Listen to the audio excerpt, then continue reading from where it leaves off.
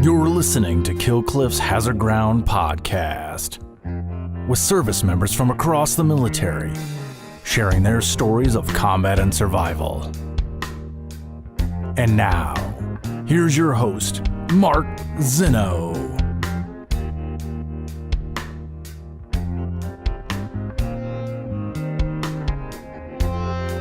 Welcome into the Hazard Ground podcast. As always, we appreciate you joining us each and every week. Before we get to this week's guest, who is actually a Medal of Honor recipient, we bring another one onto the show. Super excited for you to hear his story. We'll get to that in just a moment. But just a few reminders as we give you the usual homework we do every single week. Follow us on social media, Facebook, Twitter, and Instagram at Hazard Ground Podcast. Don't forget about our promotion with Amazon.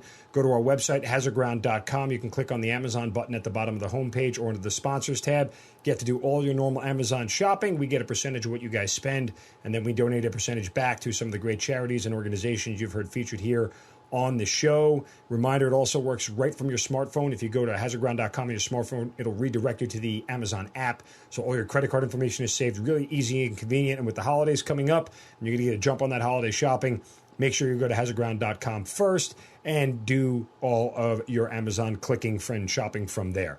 Also, Apple Podcast reviews, please keep them coming. We're growing up the charts of the Apple Podcast. We want to make sure that we crack the top 100, but we need more reviews, more likes, more stars there as well. So please leave us a short review. Tell us why you love the show. We'll post it on our social media account, and certainly our way of saying thanks to you for helping grow the Hazard Ground community. Don't forget to subscribe to our YouTube channel or download the Kill Cliff TV app. As you know, Kill Cliff, a partner with us here at the Hazard Ground. Get the Kill Cliff TV app. Don't forget to go to killcliff.com as well and check out all of the Kill Cliff CBD, best tasting CBD drinks in the world. You got flavors like Orange Kush, Mango Tango, Strawberry Days, the grapest of all time, and Joe Rogan's spicy pineapple called the Flaming Joe. Remember, Kill Cliff, founded by a Navy SEAL. For those who aren't Navy SEALs, biggest no-brainer drink in the world. Go to killcliff.com and continue to support our partners at Kill Cliff. Now let's welcome in our guest for this week's show. He spent 6.5 years in the United States Army, left as a staff sergeant, and was awarded the Medal of Honor for his actions in Fallujah in 2004. Here to tell his own story is David Bellavia on the Hazard Ground. David, welcome, and thank you so much for being here. Hey, thank you for having me. I really appreciate that. Super excited to tell your story. Obviously, you know, it's not often we've had a couple of Medal of Honor recipients on the show, but it's always great to just have one that is, you know, such a common name in the war on terror. And certainly your story is amazing to read and amazing to see, but we always love hearing the firsthand accounts from it. So that said, as I told you before we started recording, we'll start off with a Let's Go Buffalo for a Bills fan. We don't want to leave that part out. All my Bills friends out there will be very happy that I did not disappoint with a Let's Go Buffalo. You know what? There is nothing where this place can go but skyrocketing up right after that. That is, I'll tell you, you want to know what's the most, you know, the easiest path to being a combat veteran, to prepare yourself for the trials and tribulations. It's to be a Buffalo Bills fan. Absolutely. If you can endure that, there's nothing Al Qaeda, ISIS can throw at you. Man, we're ready. We're ready for the end times. In your case, you know, nobody circles the wagons like the Buffalo Bills, and nobody runs through the streets of Fallujah like Buffalo Bills fans. So there is no one's had to circle the wagons like the Buffalo Bills. The goal is to not have to circle the wagons. I know. And again, I hate to bring up the stinger, but, you know, I mean, again, as a Giants fan, you know, that was like the greatest Super Bowl ever. I know you guys were on the wrong side of it, and Scott Norwood can't ever get a chicken wing anywhere in Buffalo. But that said, you know, it was a great game. Like as a kid, it's one of the first Super Bowls I remember. It was a great game. Otis Anderson to this day. I mean, that guy was a stud. But yeah, I mean, we're pulling scabs now, and there's no new reason to go back. But no, the truth is that the Giants, you know, we're so proud to be the only real team in New York State. In New York, exactly. Yeah, because everyone is out in Jersey. But we're doing well finally. And yes. But you know, Haley's Comet once every 76 years, we'll take it, and you know, that's how it works. So. All right. More football coming up later. But growing up as a kid in Buffalo, you had snow, buffalo wings, and not much else. So how did you end up in the Army? My granddad still with me. He's 101 years of age. Wow. Normandy vet, Silver Star, Bronze Star recipient. He was just everything to me growing up. And he would tell me stories at an age that he probably shouldn't be telling a 6-year-old about the way the screaming Mimis came in and glider crashes and everything else. But there was just this sense of romance with, serving with strangers that you didn't know anything about, and that all you shared was your nationality. And everyone was different. Everyone was diverse. Some were rich, some were poor, some were black, some were white. But they fought together. And I just thought that was the most beautiful thing. I thought it was the most noble and honorable profession there was to do. So as the youngest of 4, my dad was a dentist. This is before 9/11. This is something that I needed to prove myself that I could carry on my family tradition. And so I made that choice to join the infantry in the U.S. Army.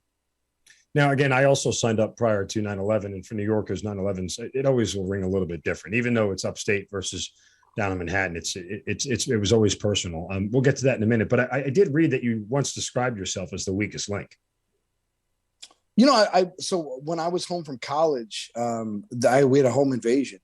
These 2 crackheads broke into my parents' home, and the way I handled it was, I was 22, and I grabbed a Remington 870, and all I thought about was, you could kill someone with this thing if you aim it at them. You know what I mean? Like, you sure this is what are you going to be the guy who meets people for the rest of his life, and they tell the story of the 2 guys you shot in the face in front of your mom and dad? And I blanked. I couldn't really. I remember the look on my dad's face that day was enough to really show me that, I needed to mature. I needed to understand what a man is supposed to be. And a 22-year-old strong, kid is supposed to be able to protect his family, protect the things he loves and believes in. And I love my country, and I believe in my country. And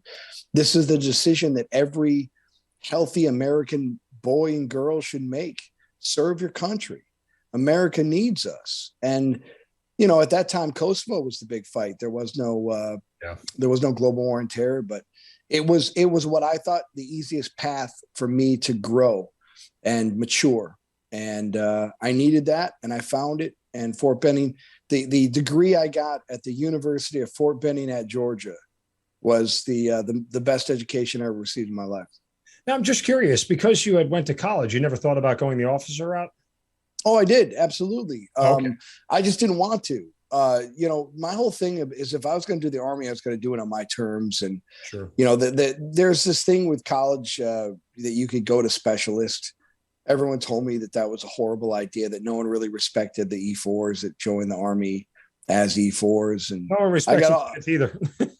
Yeah. Well, I mean, but my whole thing was that I wanted to be like my grandfather. I wanted to be a NCO. Being an NCO in the infantry was the greatest. I mean, to know that I would be able to lead men. I never thought it was going to be at a time of war, but I just thought that was the greatest honor in the world. It's that, there's nothing in this world I could do that had the significance of leading men and being the example to them. Now, I was older than these kids. By the time Iraq kicked off, I was, in my late 20s. These kids were all 18 and 19. So it was like being a surrogate father in a lot of ways. They were like my sons, and I wanted to be that example. I thought that was the most noble thing I could do. So where were you on 9/11?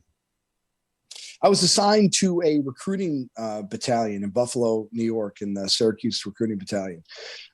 So my son was born, and he was born with some birth defects. They put him at Oshai's Children's Hospital in Buffalo. And so the Army really didn't know what to do. It was a kidney situation. So there aren't a lot of pediatric nephrologists in the Army.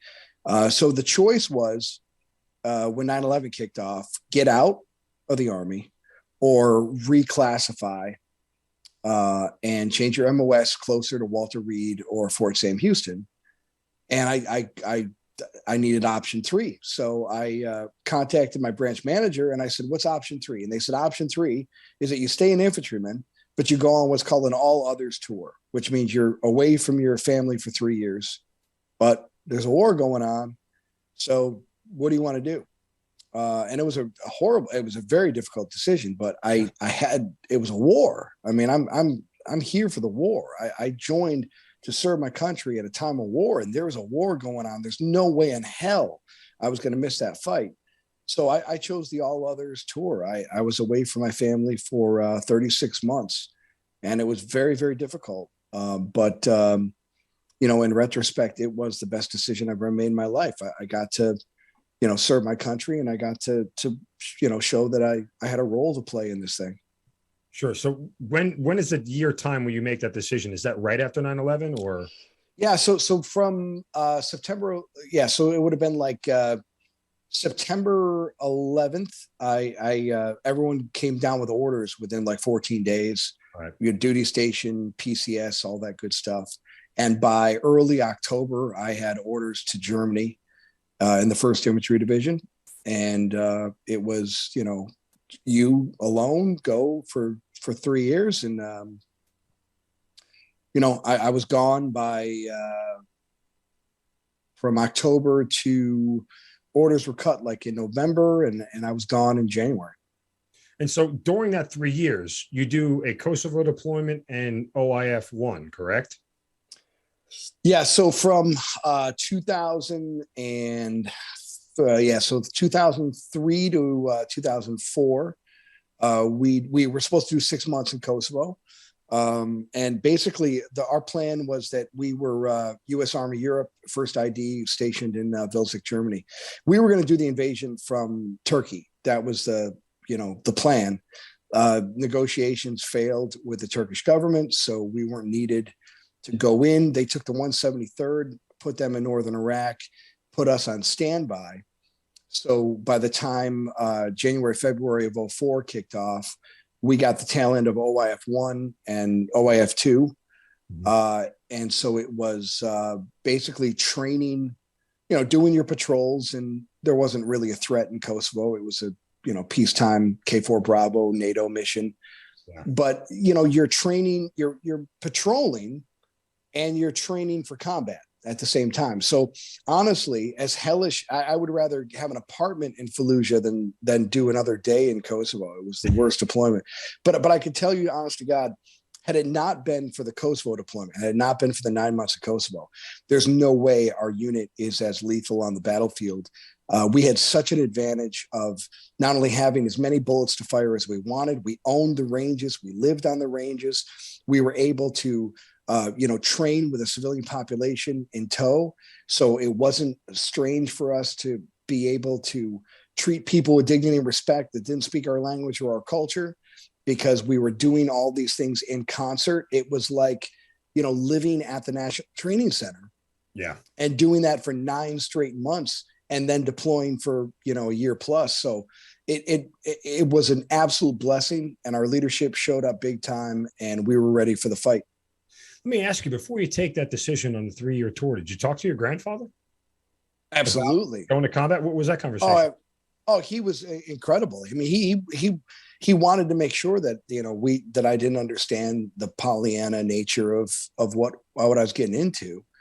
At the same time, I could tell he was super proud, that's something that I wanted to do, and that I did idolize him, and I do love him. And so, it was, he just, he wanted to make sure that, that I was ready to lead. I don't think he would have been as concerned if I was an enlisted guy. I think it's much more difficult to follow in combat than it is to lead in combat. Yeah. The faith that you have to have in your leadership. You're the type of training that we were getting ready for was a close quarter battle, but it wasn't at all. I mean, when you think about 30, 50 meters, I don't think, people all the time, they hear the story and they're like, what kind of a shot are you? Are you like a marksman? Are you a sniper? I'm like, listen, buddy, everyone's Annie Oakley at 2 feet. I mean, you don't got a 0 at 2 feet. I mean, if you're missing shots at 2 meters, then you need lens crafters.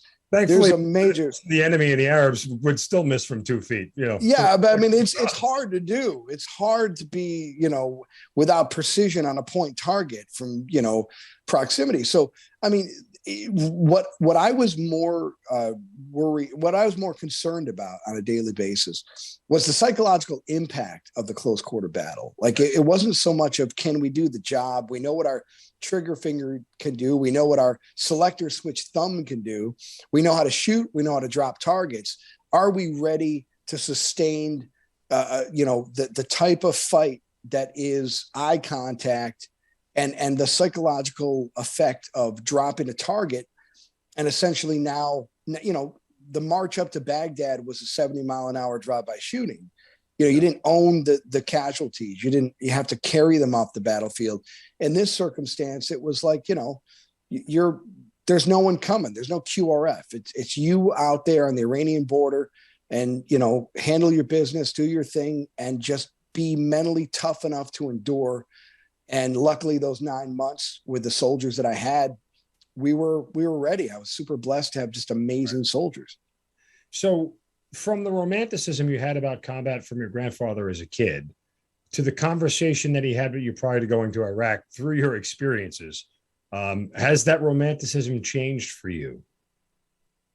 I love my granddad to death, but I think we beat him on his stories. You know what I mean? I mean, honestly, there was so many soldiers in World War II, not taking anything away from that generation. They're incredible and they're amazing. The hedgerows are really tough. The end of, people think Normandy was just the beach landing and that was it.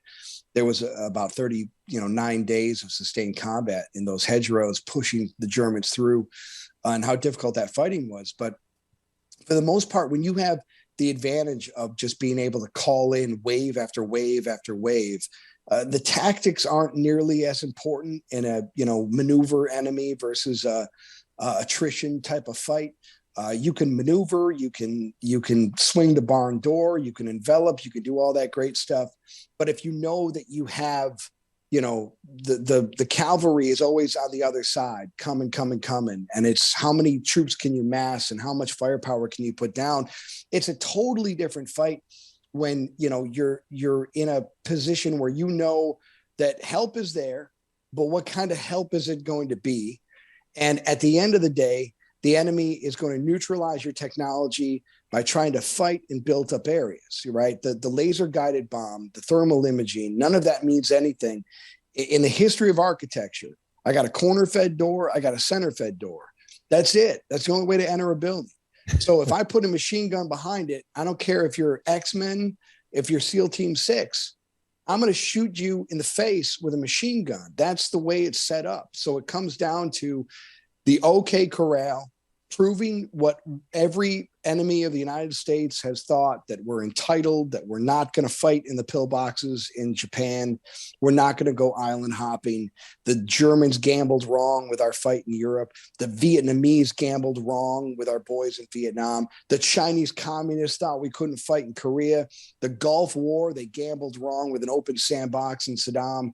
Every enemy of the United States believes that we are not going to take the fight and get up close and personal and steal your lunch.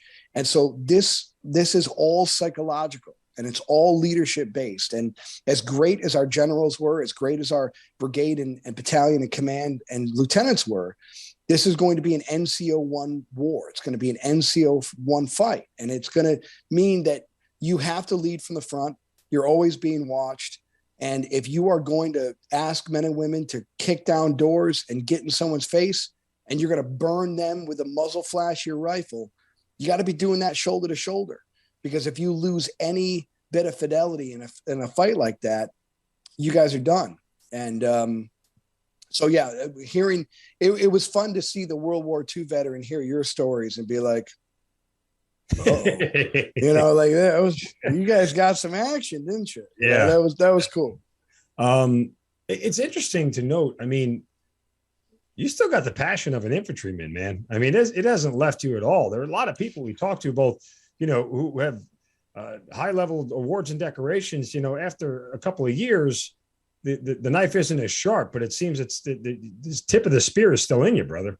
Brother, let me tell you something. The biggest disappointment in the world, and this has happened to a couple of the guys after me, some of those SF boys and the Ranger guys. The Army comes to you and they're like, listen, we want to do this award differently, and we want to bring you back in the Army. And my heart just filled with like, I'm ready. Yeah, I'm in my 40s, but man, I can just I'll pull the sled, whatever the hell the PT test is. I got to, tackle a dummy, whatever I got to do. I'm ready to go. Let me go. And then what do? They bring you in for recruiting and rah-rah stories. And it's just heartbreaking to know, someone once told me that post-traumatic stress is the reality that you're never going to be cool again. And I think the reality of the veteran is this is it. You're never going to have a sense of meaning and purpose again in your life like you did in that small window of your life. And you just spend the rest of your life trying to get back to that sense of purpose, that sense of, what is my role in this world? We got COVID and people asking who's essential. I didn't need a member of Congress to tell me I was essential when I was wearing a flag on my shoulder. I knew I was essential. I knew I was needed. I knew that my guys were needed in those positions. And when you are divorced from that, when you move on from that, it's really tough. It's a challenge to kind of find your purpose again. And when you're asked and almost teased, I need you back in the fight. I mean, I was doing, closed arm pull up. I'm ready. China's got 20 million. I can do many, many barrel changes. I'm ready for whatever they got. Send me to Afghanistan, wherever I got to go. I want to serve. I want to fight. And knowing that that's over was really, really tough. It's a difficult thing to be like, no, that's not your role anymore. We've got younger, better, smarter, tougher guys than you. But it's a part of, I think, who we are. I think we live with it every day. It keeps us going. All right. Back to sort of the chronology of events here. You get to Iraq in February of 2004, correct? Yes, sir. Okay. You headed to Diyala. And what is your mission at this point in time? What are you told when you get on ground? Yeah, Diyala province is on the Iranian border. Everything was great in Diyala province. Now, there was the 4th Infantry Division was there. That's who we replaced. Ironically, it's a 2-8 Infantry, which is the same unit that the 1st ID replaced in Normandy, on the beaches of Normandy. So they called the forward operating base Normandy. And I would argue that, like the Battle of Normandy, the 1st ID was needed to carry the fight. But that's neither here nor there. But no, the 4th ID, great guys, super strong, super tough. They were there, and they had been displaced all over Iraq. So by the time they got to Normandy, that was at the end of their rotation. There hadn't been there was an area in that region of Bakuba and Muqtadiyah that's called the breadbasket. Mm-hmm. It gets a lot of attention during the surge around 2007 to 2008, where we were in Iraq. About 2 kilometers to our east is where Zarqawi meets the business end of Raytheon JDAM. So it's an area that we know that there's an intrusion of a Republican Revolutionary Guard from Iran. We know that Al-Qaeda and the Sunnis are able to hide. When you think of Iraq, you think of desert, you think of arid wilderness. This is an area that's much more akin to Vietnam. Heavy vegetation, yep. Very thick vegetation. It increases. It's like having a German Shepherd taped to your face every day. Like the breathing, it's super humid. It's super rough. And because of that, the enemy exploited that. And it's hard to pick up people on thermals and whatnot. So when we get to the Diyala province, the enemy hasn't seen a lot of Americans. And for the first month and a half, they love us. We're liberators. Everything's great. Abu Ghraib kicks off and everything changes overnight. And you have the Easter uprising, the Shia uprising. And because of our proximity to Iran, we went from being the backwater to the war to literally, a platoon size plus element, 2 platoons in charge of 285,000 people in the city of Muqtadiyah that were fighting, 350 sustained enemy. And because of our Bradley fighting vehicle, which is, a 25 millimeter Bushmaster cannon with the ability to carry 7 to 9 infantrymen, we built a reputation of being able to take that armored vehicle into the urban fight. And so when we have success in Diyala province, we get picked up to move to Najaf. We get picked up to move to Mosul. And eventually our elements of our task force are picked by the Marines to fight with them in Fallujah. So we became kind of like the 9/11 of, who do you call when there's a problem? Bring the mechanized infantry guys in to support you for a sustained urban fight. That's what the 1st Infantry Division kind of built their reputation in 2004 to do. And, when the insurgency kicked off, we were just Johnny on the spot. Yeah. And 2004, again, there was a strange lull after the initial invasion because, Baghdad topples rather quickly, all things considered, a matter of 8 to 10 weeks it was. And then we just kind of hung around. Nobody knew what to do. Nobody knew where to go. And the fighting sort of stopped until you get into, beginning part of 2004 again, where I guess generally most, Iraqis were pissed. We were just kind of still hanging around, and the insurgency had time to reform and recalibrate as Al-Qaeda in Iraq at the time. And so when you guys first get there on a day-to-day basis, as you're going through this deployment, what is sort of the operational tempo like, and how often are you seeing contact?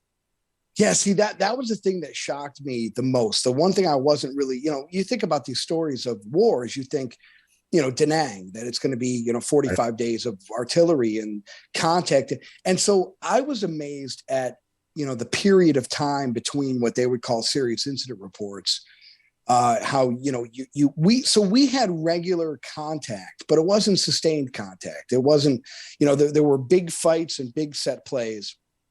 But then it became the whack-a-mole strategy where, 2 or 3 guys would probe you, you would engage them, you would destroy them.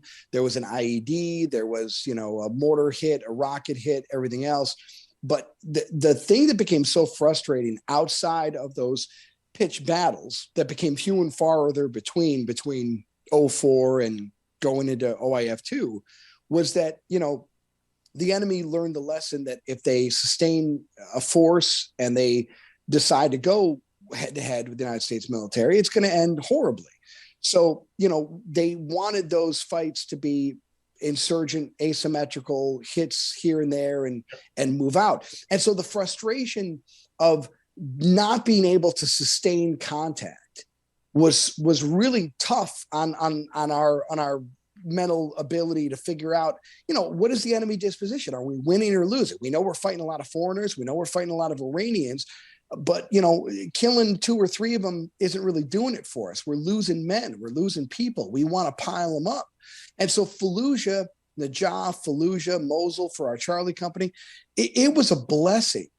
I was so blessed to be able to have a fight that as a generational fight, we knew you weren't leaving until the battle was done. If there was 2,000 to 4,000 bad guys in a city and they were locked down, you're going to be able to avenge every guy you lost, every person. That you wouldn't have to deal with the hope and the prayer that I might meet 20 bad guys out there that got my buddy.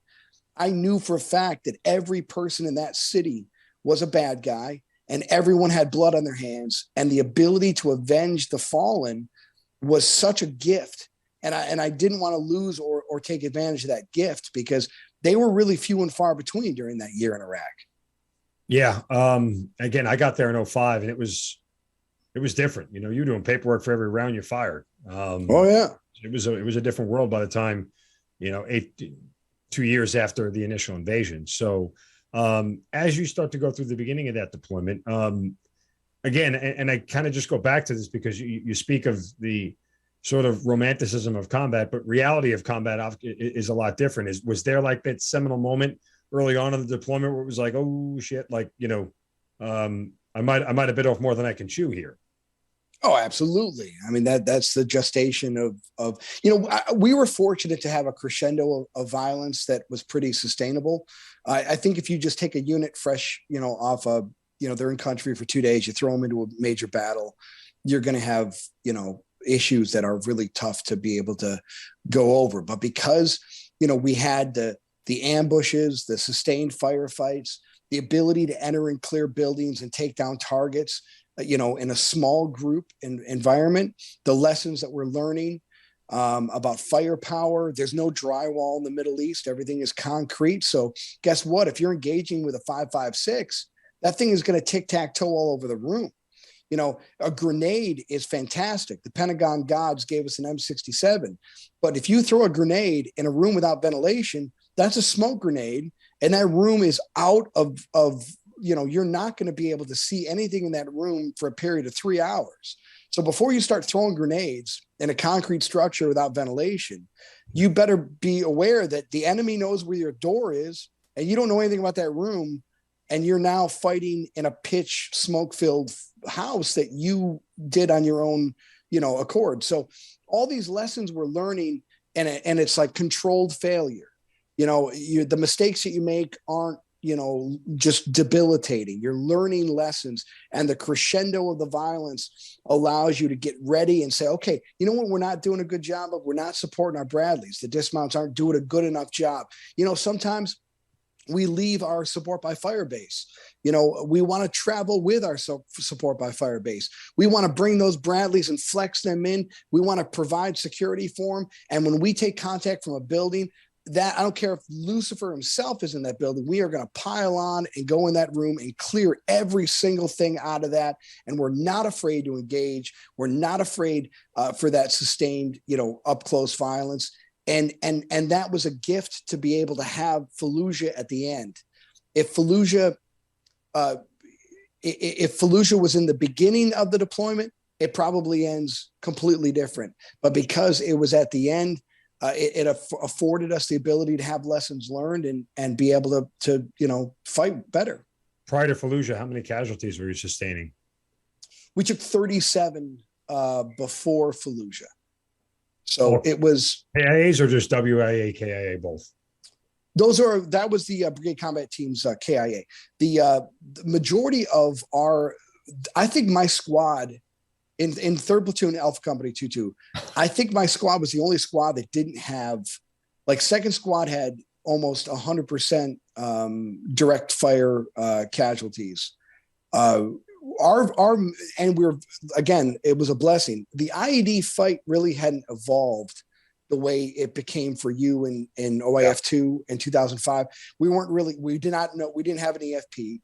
We did not have the remote detonated IEDs. Most of them were either platter charge, crushed wire, or command detonated from batteries. But all of our casualties were direct fire, rocket, and RPG and small arms and machine gun. And you could think of that and you think, well, why would you? I'd much rather get in a firefight than, in the situation where you just drive out, you get popped and you don't ever see the enemy's a ghost. So the sustained that was still the fight in 2004. And I really consider ourselves to be lucky to have had that type of fight because we're better trained at that. And we have the ability to kind of push back against that. So, we were blessed to be able to have that engagement. All right. So November rolls around. Obviously November 10th is the day, but leading up to that day, what was the level of fighting? Were you seeing an increase? Were you seeing a decrease? Was it quiet? I mean, it was unbelievable. So we get ready for the Battle of Antietam, and everything is you're gonna walk into the city. It's gonna be like the Higgins boat, and everything breaks out. And for the first 3 hours of the Battle of Fallujah, there's nothing going on. The buildings that we saw on the digital overhead, the buildings were gone. They were eliminated by the bombs that were dropped and the artillery. So you memorize these maps. And you memorize, your objectives, and every kid is going over these aerial photos. And, when you have a big set play like Fallujah, you get access to all the satellites, all the cool guy stuff. And our, waypoints and our objectives are just rubble.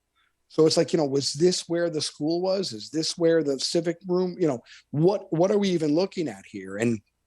And so the big problem with Fallujah was that, Army, it was a Marine Corps led effort, and the Army was just there to support and provide support. And because of our engineers and the fact that we were an armor, we had the tanks, we had the Bradleys, and we had our engineers. We had the MIC-LIC, which is like, basically a rocket fired lasso of C4. incredible technology with our engineers, we were able to blow a breach big enough for our tanks and our Bradleys at this giant rail berm at the north of the city. And the Marines could not breach that railhead. And so because of the failure to get through the breach, the 1st Infantry Division punched through the city of Fallujah, and we were basically the only game in town for a period of 72 hours. And because of that, we went from the support element there to provide support for the Marines doing their thing to being the only game in town. And for those 3 to 4 days, every knucklehead in that city came right to us. So we ended up becoming the main entree just because there was no one else that was in the city but us. So how does the morning of November 10th, 2004 start? It starts with a really big firefight at a mosque. It was super creepy to have, we went from the hunter to the folks that were out there on the patrol to hearing, the swish swash of windbreaker pants and folks moving up on your position.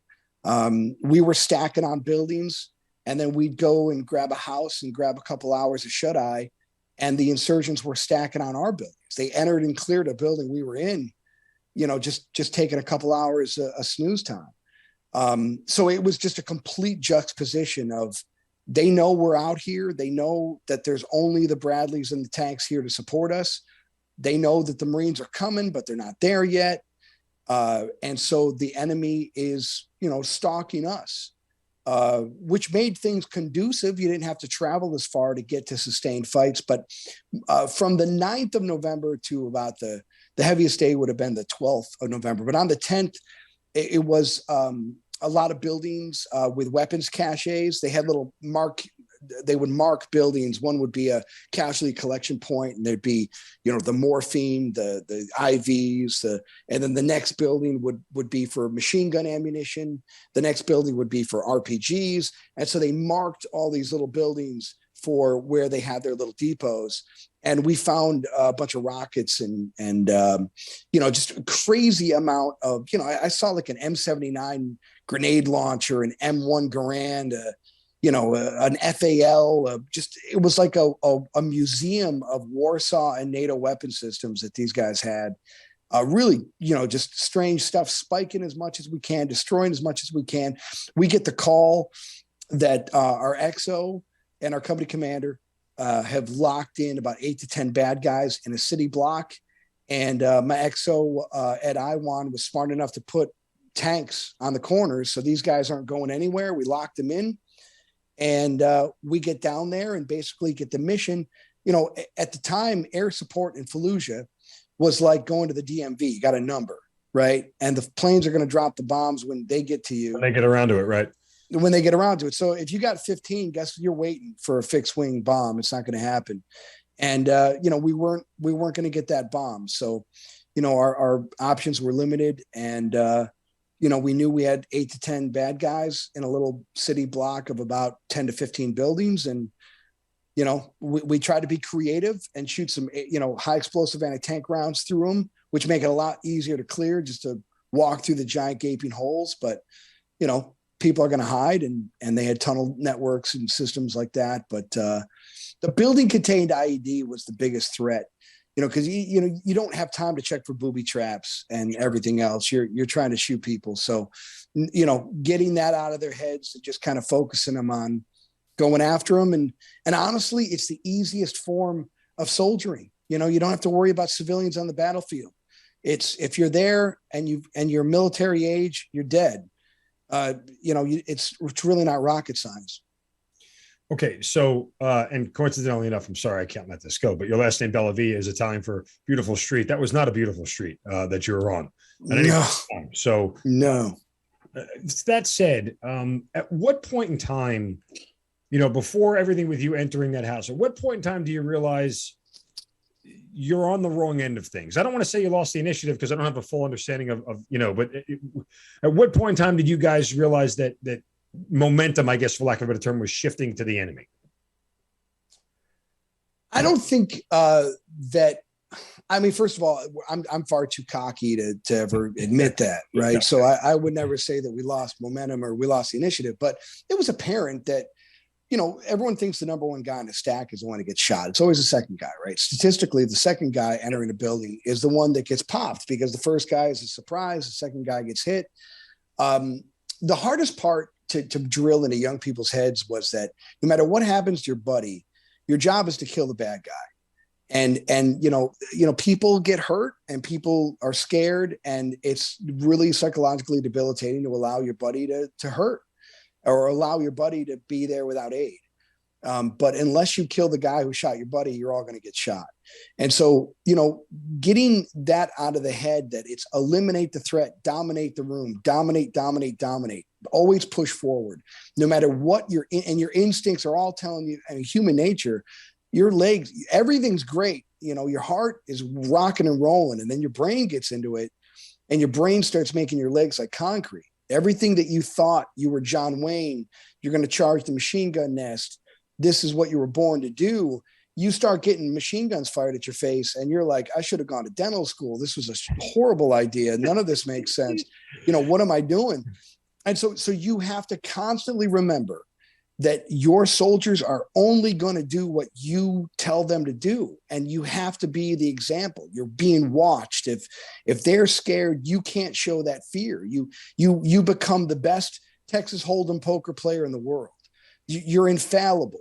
Did you know that guy was behind the wall? Absolutely, I did. And there's 2 more of them. Really? I don't know. I'm just going to throw whatever I can out at you.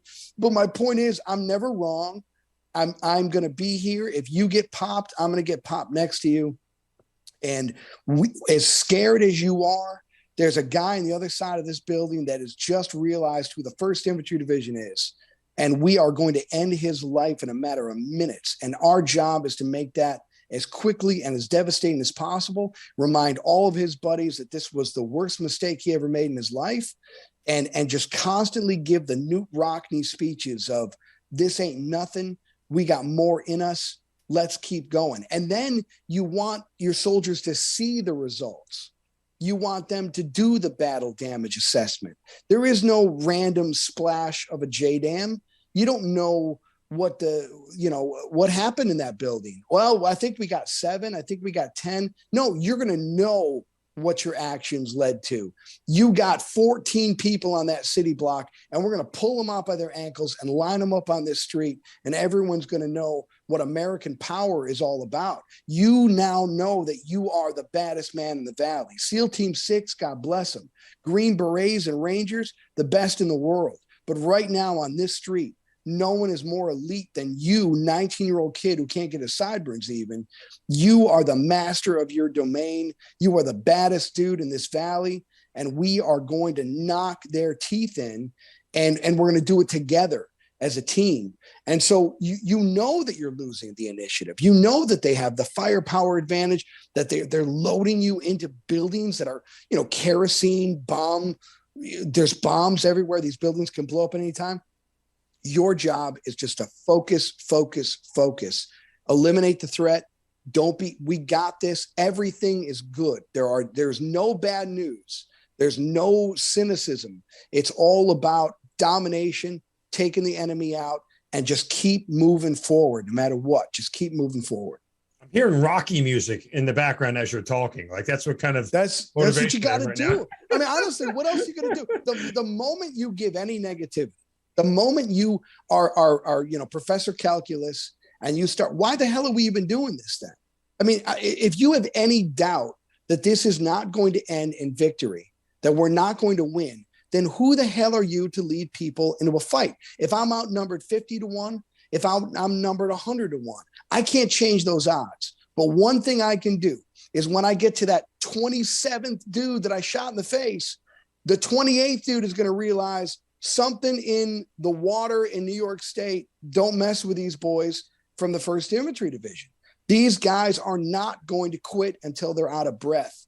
And that is the only thing you can do when you're outgunned and you're outnumbered, is just to continue to fight and show these guys that this is the wrong vocation they chose. And I really believe that if we're going to get to the other side of a global war on terror, we got to remind the kids of our enemy there's a whole lot they could be doing with their life than fighting Americans, because it's a really stupid gamble. And that's the only way I know how to lead, is just to constantly remind them, this is who you are. I trained you. I selected you.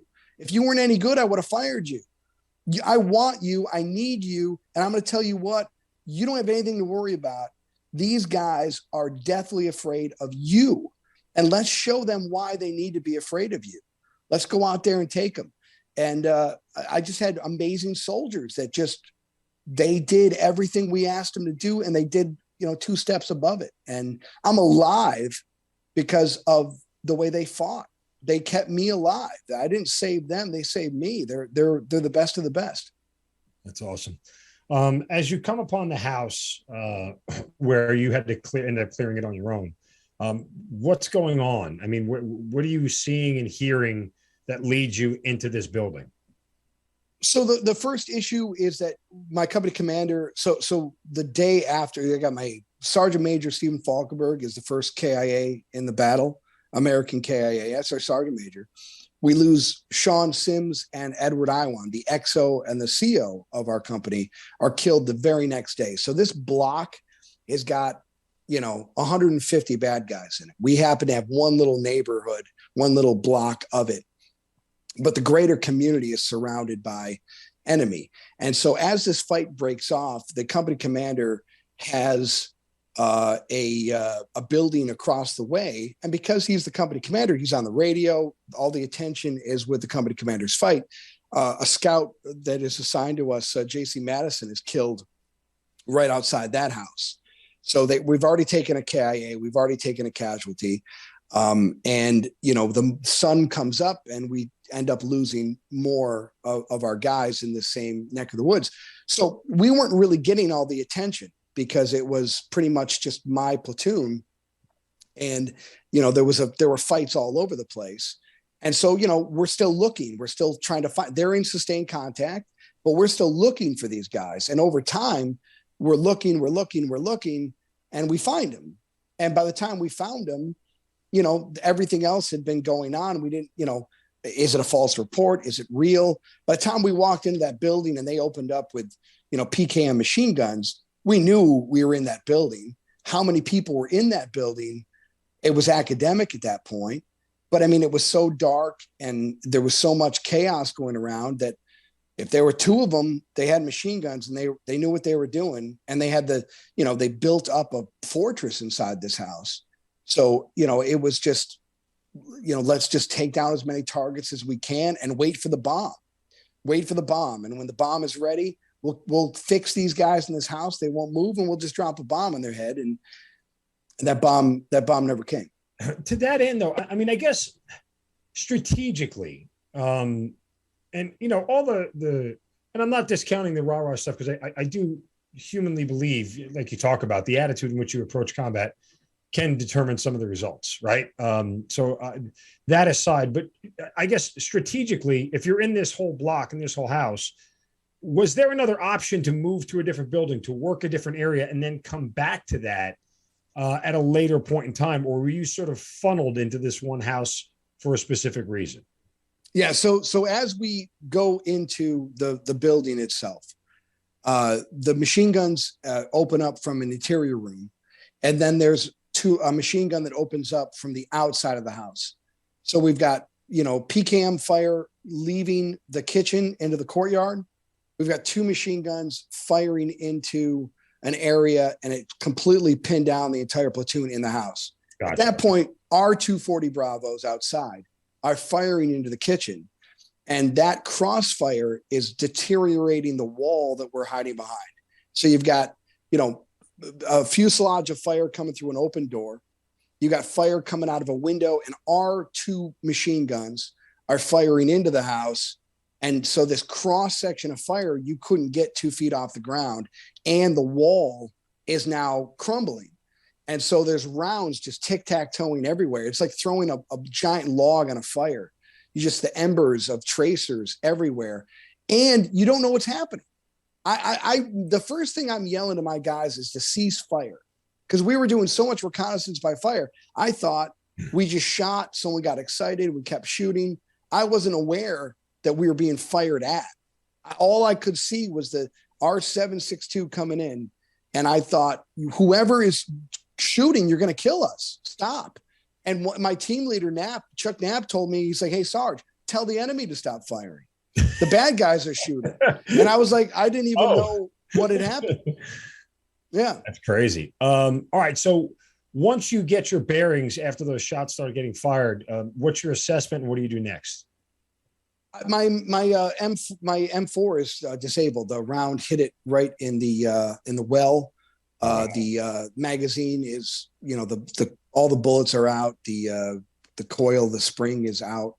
The round hit the dust cover, and so I had a split, like a double feed, but it was a 7.62 round actually in the breech. I mean, the weapon was deadline, and so I couldn't do anything. And I just I screamed for a machine gun. I wanted the 240, but there was a saw there. And so I basically just slid. I'm the only guy on the other side of the building. Everyone else is on the right side.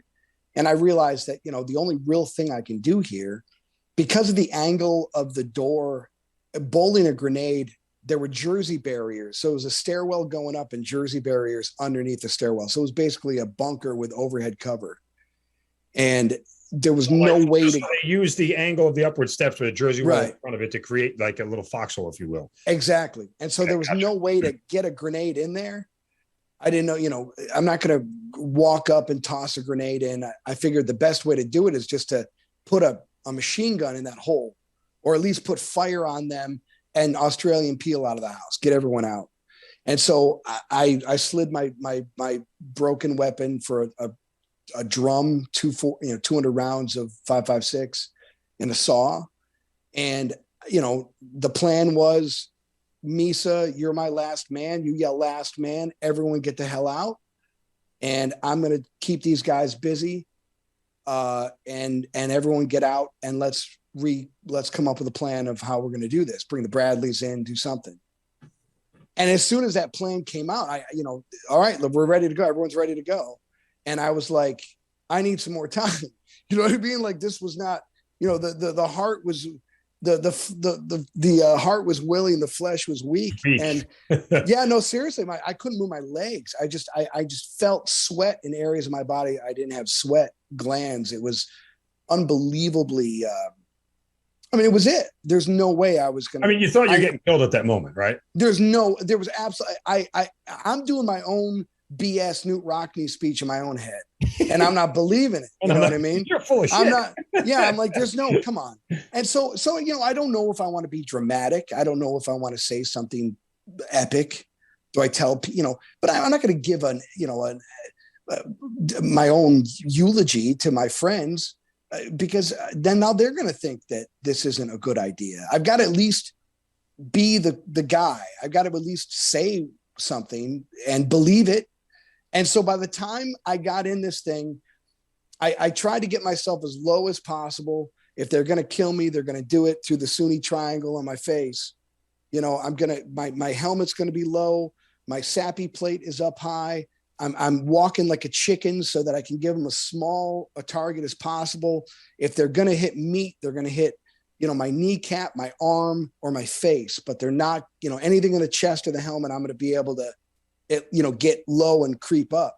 And as soon as I make that maneuver, I put my finger in the trigger well and hook it, because if I get hit, I want to just keep that fire going, just keep that machine gun firing. Mm-hmm. And so I hook it to my second knuckle, which no one would ever do with a rifle or a machine gun.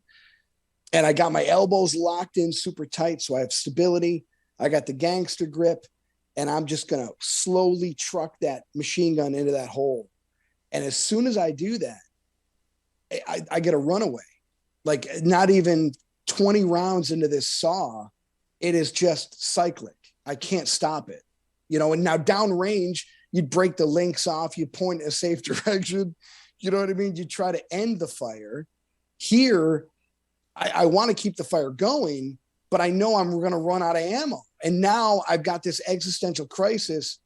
Was it BS and basic training that I could put a magazine in my saw? Was that just clever marketing, or does that really work? You know, because I don't want to. Every time I ever put a magazine in the saw, it jammed like every 2 rounds. I've never been able to fire 30 rounds out of a magazine fed into a saw once the belt is done. So I'm like, look, man, I've got a limited amount of time. Just keep walking. And as that machine gun got lighter and lighter, those 200 rounds went in like a nanosecond. I mean, I thought I had time. And I find myself on top of the stairs, pointing down, and I can see these guys' face and their teeth. And I'm just like, I'm out of ammo and I'm done. Like, I have no plan outside of I was going to shoot these 2 guys, and it was it. We went. That was my plan. And I didn't shoot any of them. My rounds were everywhere, and I was out of ammo, and I was on top of the stairs. So I was like, I don't know what to do. You know, that was pretty much done. So you see these guys, you're out of ammo. What other options do you have? I mean, do you start working a way out of the house? You go back up the stairs? How does it play out? I had an empty magazine. I threw the magazine just to give him something to think about, and I got the hell out. I ran as quick as I possibly could. And I remember as I was running, I noticed how damaged the room was. Like, just there was a chandelier above us that was just shards of glass. And so it makes everything really slick. You know what I mean? The bullets, the metal. I mean, everyone's bleeding. We had a guy that got hit under the vest. We had guys that were, literally their eyes were full of glass. I mean, you're firing machine guns through metal bars and glass. I mean, everyone's got a gash, and there's no one that's unhurt in a house fight at close quarters. But it was just so odd to see that everyone was gone. And the confidence I had that at least they stopped shooting was then interrupted by the exact same fire without return fire at me.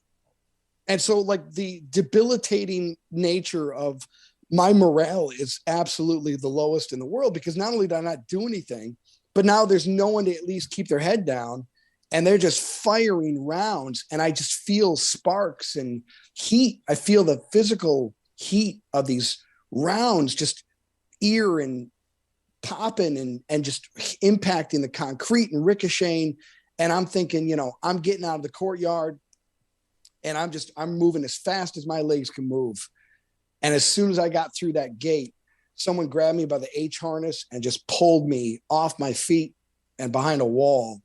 And it was just like the whole road got peppered, right where I was. So, I mean, it was like, I thought at least I hurt someone. I killed someone. I got their heads down. And then not only did I not do that, but there were rounds that weren't just coming from that room. There were rounds that were coming from the kitchen. And it felt like there were rounds coming from the roof of the building. And my head is trying to think, there's only 2 in there. So how are these orbital rounds coming from? Like, who's shooting from that elevation? Like, how did this, was there another window that was opening up as well? And as I'm going through this, all of our guys are returning fire over this wall. And these rounds are coming from everywhere in this house. And just the windows are blinking, and you could just see rounds everywhere. And I'm thinking, there's got to be more than 2, 1, 3. How many people are in this place? And that's, when plan B. Which is what? What do you do next?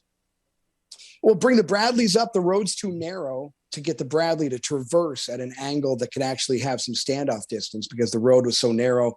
The Bradley could only fire at a certain elevation, and that elevation was the brim of the wall. So, when everything in the second and third stories was getting peppered, but it was just a matter of, is that enough to get the bottom floors? Is it enough to do whatever?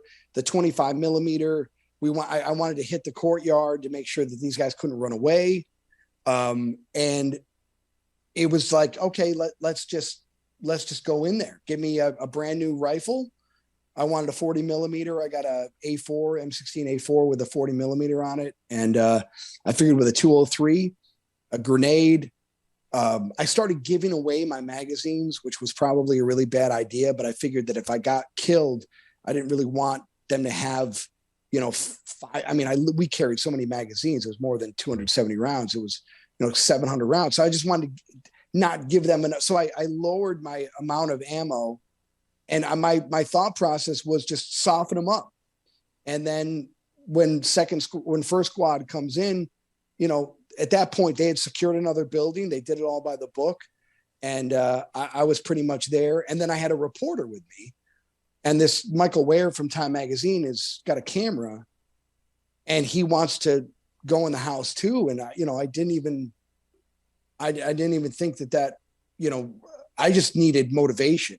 And the fact that some civilian is going to believe that I could actually do this, I was like, I needed that. I needed someone to believe in me.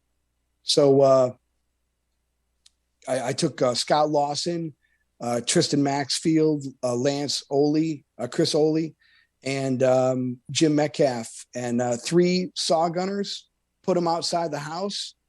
I had another staff sergeant with me to provide, security. And I just wanted to see what the situation was and see if I could pick a few off from the window.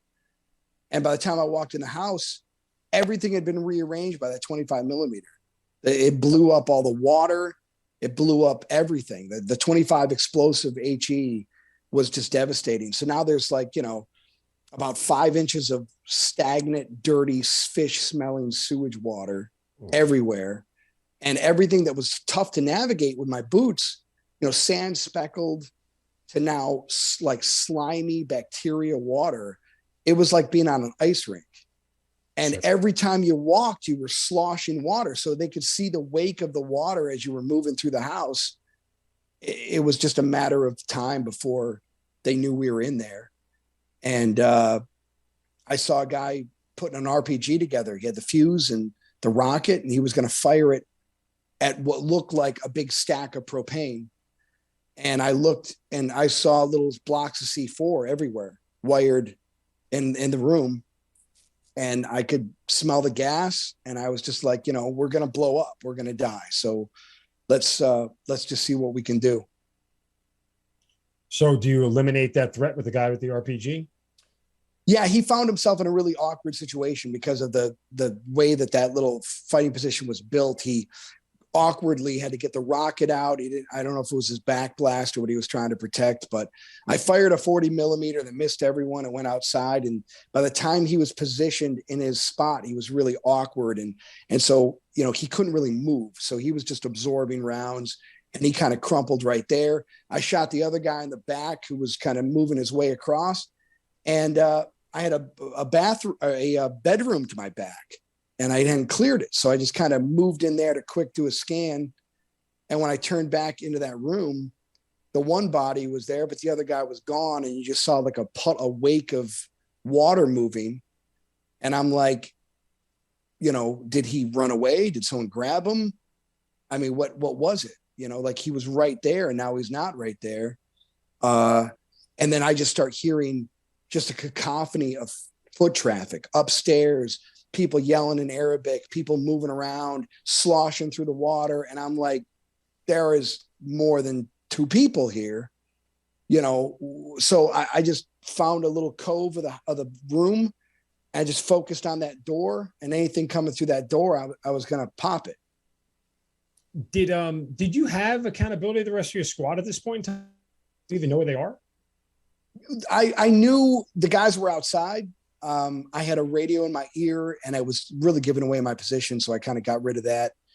But everyone in the platoon was in another house, and they were trying to get an elevated position. I mean, they were doing it the right way, which is to get a higher position and fire down on that house and then come up with a plan. I just wasn't aware that the house was 300 meters away. They were setting up the machine guns to basically fire into the house because the Bradley couldn't fire into the house. And I just didn't give them enough time to set that plan up. But I knew that the entire platoon was in another building, and I took the guys that I could take. we probably could have communicated better. Right. All right. So at this point in time, you're facing the two guys underneath the stairs with the PKM, right? That Right. threat is over. The guy with the RPG, who was outside trying to shoot inside where you were, that threat is over. What's next? You mentioned that you went back into a bedroom, right? Yeah. So I'm in the bedroom. The second wounded guy is not dead yet. He comes through, engage him at the doorway. He crawls into the kitchen and basically succumbs. Then a guy comes down the stairs, and as he does that, there's a little gap between the metal and the concrete of the frame. I have a PEQ-2 Alpha, which is, infrared laser with the night vision, and that, I put that right through that little gap, and I'm enough to wing him and then put more rounds. You night vision because it's dark in the room that you're in, correct? Is that why night vision? It's a double-edged sword though, because you need a little bit of light. Right. The loom was so dark, but the laser was enough to illuminate, the floodlight was enough to help. The problem with that night vision though, as you know, is that any movement on your head, it shuts the night vision off, right? So it's made for the airborne troop and everyone else not to, if you have a problem and a sudden movement, the night vision turns off. And because I'm, moving around and it's fallen off the tie down, it's off the, it's not, so it's not conducive or helping, but also the only time the night vision was of effect was that shot with the PEQ-2 Alpha. And after that, it was just a matter of trying to, and you're thinking to yourself, is that a wounded guy? Is that the same guy? Is this a new guy? It's so dark. Am I just fighting the two guys that are just keep coming back? And as I'm doing all this, a round comes flying horizontally in the room I'm in. And I'm thinking, my zero is off, or I juiced around, because I was nervous or something. And I look at this wardrobe and I could see a giant hole in it. And it just explodes with wood, and rounds come out and the entire wardrobe opens up and a guy basically runs out of the wardrobe. And that's, of all the things I was expecting, that was, not in the top 10. Yeah, it's like a horror movie. You're like, is this what I think it is? And then it just popped. And I'm telling you, man, the wardrobe landed on its doors, right? So any other way that wardrobe lands, it lands flat. I'm standing behind it and I get shot. The wardrobe landed on its doors. And so it had a weird angle to it. And that weird angle was enough. He put his AK like under his armpit and ran so that he was firing from behind as he was running forward. And those rounds just hit the wardrobe. I mean, like the luck of that is like unreal. Any position that wardrobe was in, I had no cover. And he hits the mattress. And when he hits the mattress, he just goes ass over tea kettle, and he rolls into this door. and as he rolls into the door, the report is, it's one thing to have this all on videotape, your memory versus what's on videotape. I thought I shot him 10 times, maybe 3 or 4, but I just remember, I thought I put a half a magazine in this guy, but I definitely hit him. He had a bandolier, and I hit him repeatedly. And as I'm going to change magazines out, I look up and he's gone. He's not even there anymore. And it's like in the movies, you shoot a dude and they're just there. They're dead. The 5.56, it just like pisses them off. Like unless you're hitting bone, that 5.56 just goes right through him. And he got up and ran up the stairs, and I saw he was wounded. And I liked my chances, so I just kept going, and I could see the blood up the stairs, and it was a lot of blood. And I figured, so I'm sorry to interrupt. I'm just wondering, after what you have faced on the ground floor, there wasn't a moment of hesitancy, and you heard people upstairs. Why would you go up there by yourself? Like, it'd be one thing if you had 2 or 3 guys with you. Why would you go up there by yourself? I'm just kind of curious. Did you ever give that a moment thought? I honestly, in my own head, I got 2 downstairs and this is the 3rd. It did not dawn on me that there would have been more than 5 people in the house until I got to the second story of the house. And that's what, no, honestly, I only thought, because I know the story. Like, I'm laughing. I thought in my head that this is the third guy, and I shot him repeatedly. I mean, there's no way this guy has any fight to him. I mean, if you took 4 to 5, at that time, I thought I hit him 10 times, but I hit him 4 times in the chest. I could see his wife beater t-shirt. He's bleeding. He's hurt. He's in excruciating pain. And there is a small dog amount of blood all the way up the stairs. And this guy's leaking out. I'm like, I mean, I'm fine, right? I got to finish the job. Yeah. Yeah. There's no way that I'm going to lose this fight with him. I can't, right? And as soon as I get to the top of the stairs, my slick boots in the water hits the blood. And I kind of lose my footing. And he was right at the landing. And he just right where my head was, he fired around, and it just totally changed the trajectory of everything. Not only did he have the presence of mind to not run all the way up, but he was waiting. He had the presence of mind to fire around. He obviously wasn't as wounded as I thought he was. And now I'm thinking about how horrible this entire idea is, but I'm on the landing of the stairs. So now I'm like, okay, do I stop? Do I go downstairs? What if I go downstairs and Lawson shoots me? What if the saw gunners shoot me? What if my squad is coming? Maybe I just need to stay right where I'm at and just kind of, hunker down and make sure that I don't get hit by friendly fire. But, I just decided at least peek in the room, see where he is and how he's doing. And I have a grenade. And so I use my grenade and figure, well, if I'm not going to, if I don't have to engage him, I might as well just frag out. And that's what I did. I fragged that room out. And so that eliminates that guy. No, the grenade hit him in the head, and it rolled. The room was like an L-shaped room, and there was a bunch of mattresses. So when the grenade hit him, he kind of like threw it, and it just kind of blew up in the mattresses. But it just created like this weird oil fire. Like these mattresses over there are like the worst type of foam. Yeah, like things you put over a mattress. But they're cheaply made, and when they burn, they just like this black oily smoke pours out. And this room had on this story had a door that opened up to a porch, and the porch on the second story had ventilation. So the smoke was just flowing out the door, and it just, the whole room just filled. And,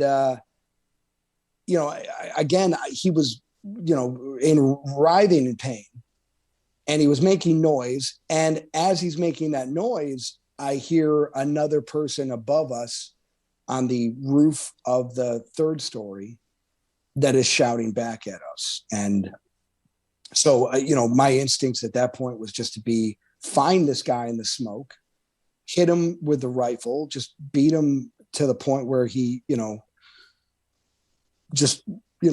pacify him any way I can. So at this point, are you thinking this guy's never going to die? Yeah, I mean, the smoke really freaked me out because I knew my guys were coming. I could hear throughout the whole, there's a battle going on. It's all over the city. There's gunfire and bombs and everything going on. But I could hear people downstairs screaming. I could hear people outside. I could hear the Bradleys rolling. I knew that they were trying to find me. And my biggest fear was, I know that my guys can shoot, and I don't want to be shot by my own guys. So yeah. I don't want to be in a position where these, a swarm of infantrymen come in and just start blasting everything.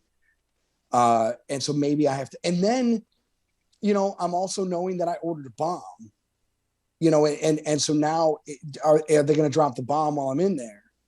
You know what I mean? So like all of these rational fears are just kind of popping through your head, but it didn't feel like it was a half hour. It didn't feel like it was closer to 40 minutes. It felt like it was like 2 seconds. And, sure. it just, there's a lot of things go through your head. But my thought process at that point was, all right, this is the last guy. No matter what is on that roof, if there's a squad plus on that roof, I'm done here. Let's just end this and hunker down and wait. And as soon as I kind of move my way through the smoke, I just get a tremendous sense of natural gas. I mean, the most powerful natural gas smell, propane. I don't know anything about propane. Is it going to just blow up? Is it, leaking? There's an open flame. Is that going to cause the entire building to blow? Like, I have no idea, but there's just propane everywhere in this room and I can smell it. I shot one round in that room. And then I was just like, I hit a tank. And I was like, if I shoot again, the room is going to blow up. And I can't see. So I'm using my rifle to basically find them, but also to fan the smoke and whatnot. And, I finally made contact, and that's really where the story becomes, the version that everyone loves to talk about, but it was completely, accidental. And, certainly if I was going to devise how that was going to end, it wouldn't have ended that way. Okay. So you make your way onto the roof after this? Yeah. So that guy, we kind of wrestle and he gets killed. And at that point, my helmet's off and my IBA's open and I don't have positive control over my weapon system. And I just kind of get out onto the porch to get air. My eyes are burning.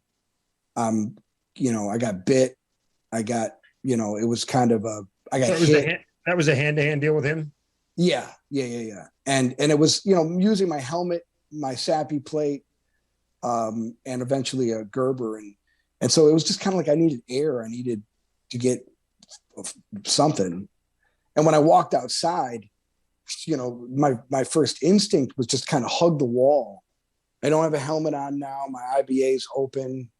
I'm exhausted. And I'm having a hard time breathing, to be honest with you. And so I'm kind of hugging the wall and just realizing I'm just going to stay right here. I can't get shot. If they come in, I could just kind of wait for the shooting to stop, but nothing could hit me from the sides. And I'm safe in this little corner of the porch. And I do what all infantrymen have been trained to do, which is tactically smoke a cigarette. And I just kind of pulled out a Marlboro and just kind of cut my hands. And, I was, whether it's a panic attack, I don't know, whatever it was, I needed something to just kind of chill me out.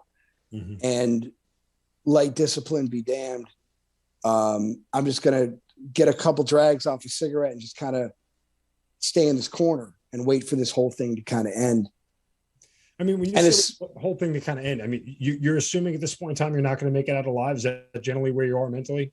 No, I'm pretty confident I'm going to make it out alive at this point. I just know how lucky I am. And I know that there's more people in this house. And so my whole thing is if I could just stay on this roof in this corner, Fitzy and the guys are coming.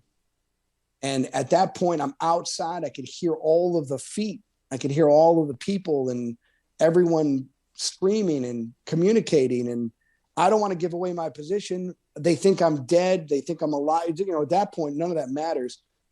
I let the squads flow in. They're going to shoot everyone up. They're going to come upstairs. And no matter what happens at that point, I'm in an area where I can't be hit by a door.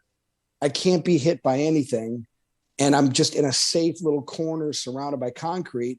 Nothing can hurt me, except, of course, I realize that there's a person over my head and he jumps down.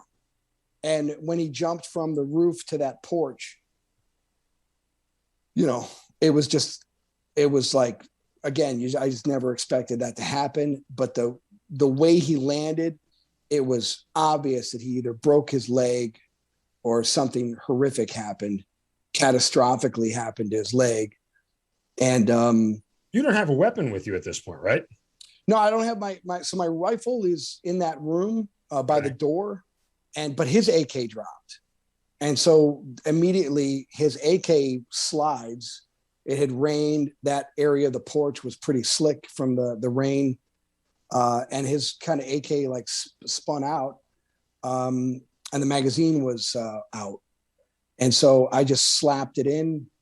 And, again, it was already on fire. Rolled the bolt back, popped around and just squeezed it. He'd obviously been firing that weapon, and there wasn't a full magazine in there. And I didn't hit him at all. It just was like it's an AK. I'm not accustomed to an AK without a buttstock. It just kind of went, around, but it was enough to freeze him. And when I walked into that room, I kicked my rifle. And so I just picked my rifle up and threw a fresh one in. And he, at that point, was like hovering between a water tank and like his leg that was, messed up was kind of stuck, and he couldn't like lift it. And I just kind of hit him in the thigh a couple times. I don't know, but he that was the resistance that was holding him there. And so when he fell down, he fell right in front of the saw gunners, and the saw gunners just kind of opened up on him. And we never recovered him because he fell kind of in a palm area. But I assumed that he didn't make it. At this point, do you think the house is clear? No, I thought that there was probably, with this luck, there had to be another 5 or 6 guys in there. I didn't want to, my theory was just to kind of stay put. What happens, Lawson comes running up the stairs and screaming, if I'm okay. And as soon as he does it at the top of the stairs, he turned, and one of my first squad leader, Fitz, he shot Lawson with a shotgun. Huh. So just to show you, like, I was 100% correct that could happen. Lawson got hit with buckshot in his chest in a sappy plate because of the fact that he ran up the stairs. It was like, Bellavia, where are you? And I'm like, dude, they're in the house. And as soon as he turned, he got hit with a shotgun round. So it was, that was what I was worried about. Was he okay? He was fine. He caught a couple of the balls, nicked his neck and shoulder.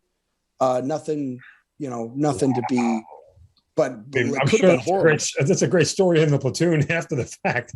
Oh no, it's like, what are you doing? Everyone's popping out everywhere. Everyone's jumping around. There's another guy in that house that's basically locked himself in a closet. And he's, basically locked himself in this little metal closet on that floor. The guys put their rifles in there and take him out. Whether that was Misa, Lawson, or Fitz, I'm not really sure, but the other guys did that. So there were other people in the house, but I was just I didn't move from that porch for. I was going to say, is there like a sense of, I'm not walking back down through this fun house again? It's almost I swear, if they gave me the choice, I would have just slept there, because I was just like, what's coming next? What's happening? And then they tell me we're here because a bomb's about to drop. And so we run out, a fast mover comes in, drops a bomb. It's a dud, goes right to the house and doesn't blow up. Oh God. A second fast mover comes in. That thing doesn't go off. And and we could hear it like, like bouncing. And we kind of looked at each other and thought, 25 plus 500. And then like, we're going to drop a 2,500 pound bomb. And I'm thinking like, okay, so 25 plus 500 plus 25, we're literally, right outside the building. And we're loading everyone up in the Bradleys. Fitz and I kind of stay outside. And when that thing went off, the guys in the Bradleys, they got concussed. It was actually that was the worst place they could have been. We were much better off outside. For the pressure. Yeah, we were much better off outside the Bradleys than those guys were. their eyes were just bouncing around. But that explosion was the worst part of the entire night, to be honest with you, because it just like your air gets sucked out of you and the concussion hits you before the noise does. And it was like, 5,500 pounds that was, 120 meters away. It was nuts. And then the day, kept going. When you get back to base, finally, how do you put the whole story together? Like, do you get other details from the guys in your squad about what was going on outside while you were inside? I mean, is there anything else in the story that sort of fills in the holes for you? Well, they're all liars. That's number one. They all want to take credit. No, these are great guys. You don't have any idea of what happened. I'm on videotape saying, how many people are in the house? And I'm like, 3, 4, I don't know. I have no idea. Like, it wasn't a story that I thought it was going to be my bar story. It was going to be my VFW story, but it wasn't going to be this. It wasn't going to be something that was going to be, crazy. But the real, so we didn't go back to base. We lived in the city for 27 days and just abandoned houses and whatnot. And I just remember the time, Michael Ware is the Time magazine guy, and he just disappears the next day. And while he disappeared, he wrote the story. And so it was now a front page story in Time magazine. And that's when the story kind of took a life of its own. And, people started just, and the Army tells their version. You have your version. There's a videotape out there, which is the ultimate narrative. Everyone kind of has their own little version of what went down and what they saw and what they did. And you kind of find it, what the consensus is. But my version of events is that I would have told you that entire thing took 2 minutes to go down. And, it turned out to be like 38 minutes, 40 minutes. I would have told you that I hit many more targets than I thought I did. I thought I was far more accurate than I was. I remember there was, the guys went through the objective and they were making sure everyone was done. And Fitz, carried a Mossberg, and he shot one of the guys that was, to make sure the guy was down. A lot of these guys played dead. And when they pulled him out, there was a shot pattern at the heart. And one of the, Army echelon guys took me aside and said, let me tell you something. In 30 years, I've never seen a shot pattern that tight. You're an incredible shot to be able to hit the heart in that close proximity. And I was like, that's a shotgun. That's not, that's what a shotgun does 2 feet away. No, I didn't do that, but thank you very much for the kindness. I appreciate it. I never, I didn't think it was a big deal because we had other fights to go. The 12th of November was actually much crazier than that. Well, that was my next question. I mean, you talk a lot about PTSD or whatever. I would assume that there are other nights that give you more pause and more struggle than November 10th.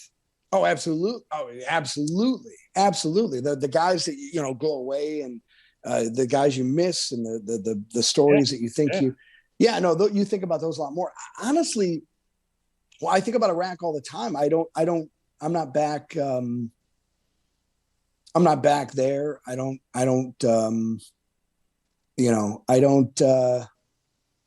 It's not something that consumes a whole lot of my, and the other thing is that when, they were talking about the Medal of Honor and they were saying about the Medal of Honor, it didn't seem like, I didn't think it was we're all little, sure, kind of amateur historians. I didn't really think it was, I would expect some, I got lucky is what happened. And, it was just a luck. You find yourself just keep rolling until you're out of luck. And, I just kept rolling, but I never would have told you. Honestly, if you're going to take the craziest firefight you've been in and say, okay, you're going to get a silver star for one of them, which one are you going to pick? I wouldn't have picked November 10, 2004, just in my own little history. Sure. If I was going to pick one of my guys who I thought did things that were more impressive, I'd pick 3 of my guys, and I would say I could make the argument that that's a Medal of Honor story. And they would be like, well, tell us why. And I would explain to them, I'm the squad leader. I saw the whole battle. I saw the whole thing happen. I know exactly what that kid was thinking. I know exactly what that kid did. And that kid turned the tide of a battle by being a stud. And that saved lives and took more enemy lives. And I think that's worthy of this award. I didn't get that luck. You don't get interviewed for the Medal of Honor. The Army they don't care what your story is. Sure. No one's ever sat me down and said, tell us the story. We're going to write it down. They don't believe you. They believe everyone else. Do you think that if you hadn't had that reporter with you, that you're a Medal of Honor recipient? No, absolutely not. It's without Michael Ware, that story is, and honestly, he did a documentary called Only the Dead on HBO. Mm-hmm. And if that documentary is not released, I don't think they look at this award again, because that was the first time anyone had seen that videotape. And so the videotape was pretty much in his sock drawer for, 10 years, until that videotape kind of made its rounds. That's when I think this thing got kind of a second traction, but absolutely not. Without Michael Ware, I can't think of a time a videotape has been used for an award.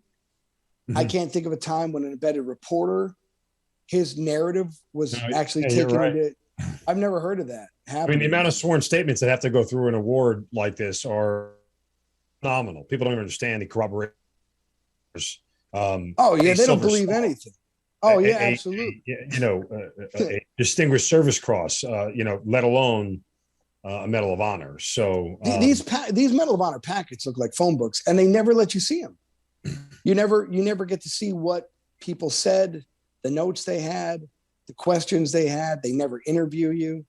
They never go into detail. It's really bizarre. The whole process is super secret, and they just call you out of the blue, and they never tell you that, you were rejected. You just assume that you were rejected because, you didn't get it for 15 years, but the whole thing is like into the Hall of Fame. If the phone rings, they only tell you that you got it. If the phone doesn't ring, you can assume it didn't happen. So, and I don't want to, fast forward too much of the rest of your military career, but, you stay in until 2006 and you decide to get out. Why? I stayed in until 2005. That's when I got out. And honestly, there was so Paul Ray Smith just received the Medal of Honor posthumously for what happened at the Baghdad International Airport in 2003. Yep. And so they didn't have a living nominee. There was no living nominee. Everyone was deceased. And so the Army didn't have a protocol. And they basically said, we'd love you to re-enlist. I love the Army. I was supposed to get the Distinguished Service Cross for that was the award. It's a DSC. And when I went to the award ceremony to get the DSC, they told us that it was upgraded from a DSC. And so we were all like, what is upgraded from a DSC? The DSC is the highest Army award. The Medal of Honor is a branch, DOD award. So, we all kind of looked at each other like, what does that even mean? So basically they were like, re-enlist, and we're going to take you out of circulation. We don't want to deploy a Medal of Honor recipient or a Medal of Honor nominee. It's not conducive to, you're putting everyone in jeopardy, and it's too much of a high profile thing. And I was like, I can't be an infantryman anymore. What's the point of doing this? I mean, I've seen my family for 3 years. I'm going to get divorced. Why not at least be an infantryman and be a father and do all that? But it wasn't something that they didn't now they have an entire division of people that do nothing but the Medal of Honor, and they walk you through everything, and they have a whole protocol and a whole, way to do everything. Now that then they didn't have any of it, and they were just like, you're not really, you're a liability. So just go to Fort Benning, Georgia, go to TRADOC and just kind of hang out at basic training. We'll break glass in case we need a war story. And you could talk to a Ranger class graduation. I didn't really want to do that. So I got out. Yeah, that's doesn't seem like a sweet offer at that point in time.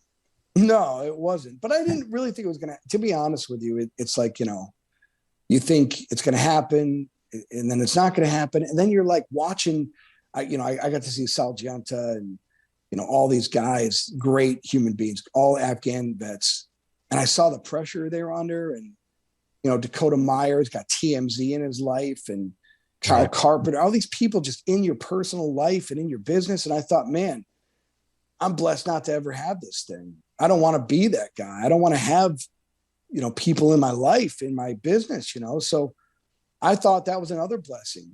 I'd love to be just a normal Iraq war veteran. But I mean, I could think of 25 guys that I would put as a Medal of Honor recipient above my story. And to be the only living recipient is it's almost insulting. It's not even an honor. It's actually embarrassing to me that we don't have more recipients from the Iraq war. It doesn't make me feel extra special. It makes me kind of feel a little bit angry. Angry in the sense that we don't do it enough, or we haven't worked hard enough to find the stories out there? Just don't think I think Iraq was the bad war. It was the war of choice, the war based on bad intel. We had entire administrations that wanted to forget about it. And the more we brought attention to Iraq, the more we had the uncomfortable, awkward conversation. And we put the foreign policy above the valor of a generation. And there's so many people, Brian Shawtosh, Jeremiah Workman, Christopher Adelsberger, Rafael Peralta. I mean, that's just the Marines and Fallujah. That's not even, any other theater. There's stories all over the place. And it's not right. And so I do whatever I can to bring attention to men who aren't here to have attention brought to them. When do you get the phone call that the award has gone through? December of 18. Wow. Yeah. It took 14 years? 14 years. And by the time, when they started calling, asking me questions about what happened, I got a lawyer. I mean, honestly, I was like, what do you want to know about Fallujah? They're talking about autopsies and investigations. And I'm like, hey, listen, I don't remember anything. Like, you're going to have to, I'm not going to jail. I mean, all I do is I turn on the news and I'd see people going to jail for some disgruntled soldier said this or said someone got jealous. They didn't like how they were depicted in a book. They thought I was getting rich off a movie. Someone's going to try to throw me under the bus. Like, not a chance in hell. I called a lawyer and said, hey, I'm not participating in anything. You tell me what I'm charged with and I'll talk. And they were like, no, that's not what kind of investigation this is. And I never in a million years thought it was a Medal of Honor. Well, especially not 14 years later. No, you just have no concept. And then you pick up the phone one day and it's President Trump. And he's like, hey, you're like, what the hell's happening here? And so I got the call and it happened. And I was just kind of like, I'll do it. You don't have a choice. You can't say no. You literally can't say no. If you had a choice, would you have said no? Absolutely would have said no. I said no. I said, I got too much going on. I had a job, I had a career, I had, I was going through a divorce, all of these things that were just really inconvenient. And they were like, this is happening. Like, you have an obligation to your country and to your army. And you're a soldier. You feel that's true? That you have an obligation to accept the award? I do. To the Army? Okay. Now, looking back now and talking to so many recipients, I see this as we're not recipients of the Medal of Honor. We're custodians of it. Carriers. We really are. Mm-hmm. And I don't see this as an award about a person. I see this more about, and the fact that there are no living recipients from the war itself in Iraq. Sergeant Payne is not technically considered an Iraq recipient because he got it during the ISIS fight in the Caliphate. But I mean, he's an Iraq recipient as well.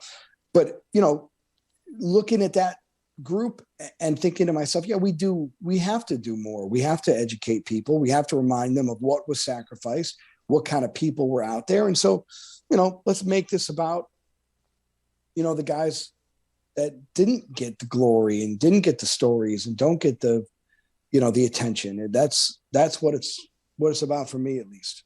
Well, shameless plug. That's kind of the whole point of this podcast. I mean, Right on. not everybody gets to be American Sniper and Lone Survivor, right?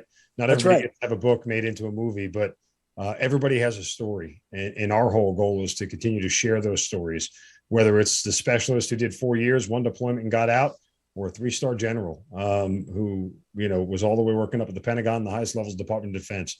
Everybody's story. What I always like to say is there are bigger pieces in the pie, but you can't make the whole pie without every piece of the pie. Amen, man. Everybody has a piece of the pie who put on a uniform, went to fight for their country. And so their story, you can't complete the whole thing without it. And so that's part of, the sort of mission statement of the Hazard Ground is to do that sort of same thing that you're talking about right there. But it is heartwarming to hear you say that. I think that's super important to make that distinguishment of, being a Medal of Honor custodian and recipient and all that comes with it. Because again, it is, everybody we've talked to, there is a burden to it. And I hate saying that word because it's so negative, right? But there's a responsibility to being it that I think a lot of you, and as you said, don't really ask for the responsibility, don't really want the responsibility, but you have it. And so from that standpoint, you have to treat the responsibility with the respect it deserves. Yeah. And look, if I get a DUI, I know what the first sentence of that story is. Medal of Honor recipient. Medal of Honor guy screws up and hijacks a bus full of penguins or whatever. So yeah, you gotta be, it's an accountability that you don't necessarily want. Sure. I think I was blessed to get it 14, 15 years later because, I look at some of these younger kids, man, and they're 23, a lot of doors open for you, but there's a lot of temptation out there. There's a lot of crazy out there. These guys, I always talk about Sal Giunta, the first living recipient, but the way he has conducted himself, the way he handles himself, he's just a tremendous influence and ambassador of the way you're supposed to be. And all these guys, we're all different. They're all kooky and different personalities, but it's like, it's our fraternity now, and they're really good and decent men, and they serve their country. And I'm curious about the fraternity. When you walk into that room as like the FNG of the fraternity, what's the feeling? I mean, is there like a sense that everyone's staring at me kind of deal, or how do you relate to other Medal of Honor recipients? It's different with our generation, right? So I'm one of the oldest recipients. Britt is the oldest Navy SEAL from Roberts Ridge, but of the Army guys, of the non-special operative guys, I'm the oldest of the group, right? Now these guys have had it for 10 years and whatnot, but so my book came out at a time when there weren't a lot of Iraq war books, and so some of these recipients, joined the Army because they read House to House and they were, kind and respectful, but it was like the Fallujah story, happened in some cases, 8 years after these guys even were in the service. So, those kind of stories and legacies were already built, but the real awkward weirdness is like Hershey Miyamura from Korea, Woody Williams, a flamethrower from Iwo Jima, Joe Marm and Pat Brady and Gary Bykirk and Gary Luttrell and Roger Donlin, who they based the Green Beret movie off of. These are the guys that you're just like, you're on holy ground talking to. But some of the other guys that they're humble, decent folks. And they just are really good guys. Leroy Petrie is a dear friend. I love him to death. He's a stud. Clint Romaget and, they're really quality stand-up. Ryan Pitts. He's a good dude. He's a solid, humble, amazing, heroic, wonderful ambassador of our generation. And I'm proud to know him. I'm proud to be associated with him. And knowing that he's going to be in my life for the next 60 years is pretty cool. That's awesome. You had mentioned House to House, the book that you wrote, and all this happened before, obviously, 2018 when you were notified. So what was the impetus for the book? Why'd you write it? I think there was a mindset. There was no books out. Lone Survivor came out, House to House came out. And, Marcus is a friend. But when that book came out, it was just like, no one wants to read about your story unless you're a SEAL or a sniper. And my story was like, I wanted people to know it's not a memoir, it's a themoir. My story is about my team and how combat is just shitty. Everything about it is horrible. And yet you see the most beautiful aspects of life in combat. And it's such a weird juxtaposition where the worst of humanity brings out the best of humanity. And I was proud of that. But it did start a cottage industry of war pornography.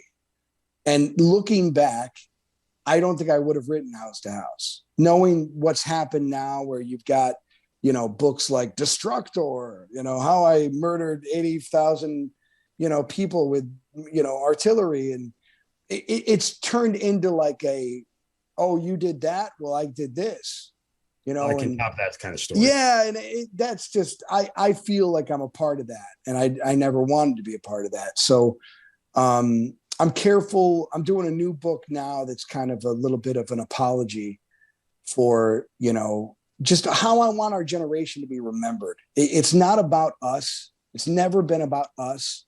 It's about our collective. It's about what we can do and how we're going to come home and change the world as citizens. Our real service starts when we come home, and how we add to the community, how we heal our country, how we lead our country. So, that's important to me. But I look back at it now and it's like, any book that the original title was like an epic memoir of war. And I'm thinking any douchebag that puts epic in their title, you know what I mean? Like, I didn't name that book. There's no way I'd call anything I've done epic, an epic memoir of war. So the first decision I made was like, just call it a soldier's memoir. Enough's enough with the epic. This isn't Moby Dick here. We're not Old Man in the Sea. But it is what it is. And, I'm just glad it all turned out to be true. You know what I mean? Because when you write a book like that, and, people are like, it's been like 20 years and no one has corroborated the story, sir. It was fascinating that video existed. I mean, that blew me away that the entire thing was on tape, and how you kind of have to almost go back for everybody the video and how it came to be. Like, I mean, who had it with them? The reporter was just running tape the entire time. Oh, okay, so it was his video. Yeah, so he's running tape. He's got the camera on. And then they, juxtapose that with the drones and everything else. But the idea is that he videotaped the entire engagement, and the idea that, you're writing a book, you don't know there's a videotape.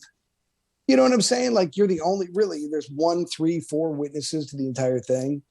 You could take some, there's a temptation to want to maybe take some liberties. Exaggerate. Yeah, you could be like, I didn't tell you. The one guy was 7'4", and his arms were actually RPGs. He fired them, and you know what I mean. And so he would clap and thunder would come from the sky. Right. To know that tape is out there and that it's accurate is something that you almost are relieved in a sense that you don't want to be the guy that says I killed 12 and then you're not even in the room. So I mean, but it was, I give him a lot of credit because I don't think I embedded as a reporter myself, and I went back a couple of times to Iraq after my fight, and I would not have had the intestinal fortitude to trust a complete stranger and put my life in his hands the way he did. But he's a really different type of reporter, man, and he's a different type of cat. And I give Michael Ware a try. I don't think I'm here without Michael Ware, without a doubt. There's no doubt. So you just said you went back to Iraq?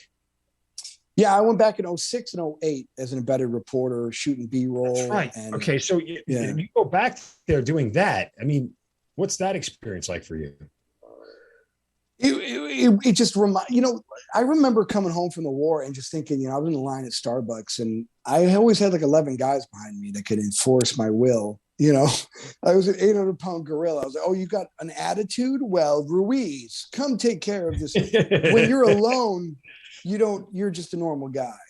And when I was embedded, I didn't have any camaraderie, any fraternity, any support. And, you know, you don't want people to know that you were a soldier. You don't want people to think that you're trying to micromanage. But when you're getting fired up and you know that this is like a horrible plan, and it's like some, you know, some LT that doesn't, or some squad leader that's green, and you're like, man, can I just help just 2 seconds real quick? Like, you're under a giant water reservoir. That's a target reference point. Okay. You've selected a giant sombrero where anyone from Baghdad to Fallujah can put you in artillery range. Like, don't put your collection point under a target reference point. Like, you know, these are the things you want to tell people, but you don't have any say, and you have no credibility. They're not your soldiers. It's not your role. You're an observer, and being an observer is really the most powerless position you could be in. And so it wasn't fun, and it wasn't enjoyable, and it was more stressful than anything else in the world, because you don't have the ability to defend yourself. And then you also are cognizant of the fact that these skills are perishable. You think that you can go right back and be like, hey, I didn't know the difference between incoming and outgoing. You know, after 2 years, you're the new guy, like, whoa, this is pretty close comfort here. Those are outgoing 155s there, Professor. You know, you forget it. It's a perishable skill set. And if you don't do it and work on it, you're nothing. You're a Call of Duty kid. Let me, you've mentioned PTSD a couple of times. Where are you? I mean, have you ever bothered to get checked out for it? Do you have it? Do you know it? I don't, you know, I'm the guy who's, you know, I'm like the 70-year-old woman on Facebook when it comes to COVID. I'm uber alert and aware of everything that's out there. I go for my tune-ups. I go for my checkups. I know that it can manifest at any point. I don't consider it to be a weakness. I don't consider it to be a post-traumatic stress syndrome. I think syndrome is outrageous. It's post-traumatic stress. You don't tell the kid who got shot 12 times he's got multiple gunshot wound syndrome. You don't say that it's post-traumatic stress. So I'm uber alert and aware that it can manifest at any point, and that there are triggering things. Afghanistan could trigger people, and another war, another attack, casualties, smells. I want to be healthy. I want to be healthy. I want to be happy. I want to enjoy my family and my friends. I don't want to be a victim of combat. I don't want to be a victim of my circumstance. But I'm aware that some people do struggle, and I want to be there for them as well. But I don't look at it as, you know, something that I'm more powerful because I don't have what other people have, or I'm different in some way. I just feel that if you're on top of it, and you really are talking to people, and you're going to therapists, and you're talking to folks, and you're working on you can get, you get through the dark times because you surround yourself with people that are worthy of your time and your space, and they can help you get through it. What'd you say to your kids when you told them you were getting the Medal of Honor? They really didn't know. They haven't read the book. They were pretty young. They didn't really know my time in the military. I just had one son. I ended up with three, 2 boys and a girl, but Dad was an Army guy. Dad was, business guy. Dad was lawnmower man. Dad wasn't, Army guy. And so it was weird to have them react to this. Like, who are they talking about? Like, who is this guy? So I'm like, yeah, I don't know either. It's G.I. Joe, kid. It's surreal, but whatever, that's why I tell you to do your homework, I'm sorry to cut you off. You spoke about, the lessons your grandfather spoke to you about. Is there a time and day you think you'll speak to your children in the same way about it? No, I don't want them to, I want them to serve. I want them to absolutely be a part of the Army and experience it. But no, I don't think that, I just don't think it's there's a when you go I to mean, you combat, realize the internet is out there, right? Your kids are going to find this story out. listen, I'm not afraid of them finding out the story. What I don't want to happen is I think that there's a Sam Fuller was a filmmaker that served in the Korean War, and he made Steel Helmet and Big Red One, and he used to fire a 45 in the air instead of saying action, right? He was just a lunatic when he made his movies. He was a combat vet. And he used to say, he was famous for saying that combat is an experience where at the first time you get shot at, your stomach gets twisted, and for the rest of your life, it never untwists. Yep. And I thought, well, you know, there's an innocence that we all lost. Every time we deployed, we saw something horrible happen. You never get it back. Why force someone to experience something unless they choose to go down that road? Why traumatize someone and remind them that our experiences can be victimizing, they can be traumatic, or they could be empowering. They could be, I went through this, and that means I have to be able to get through something else. I have to use this for good. I have to do something for someone else because so many brave, beautiful men and women weren't able to come home.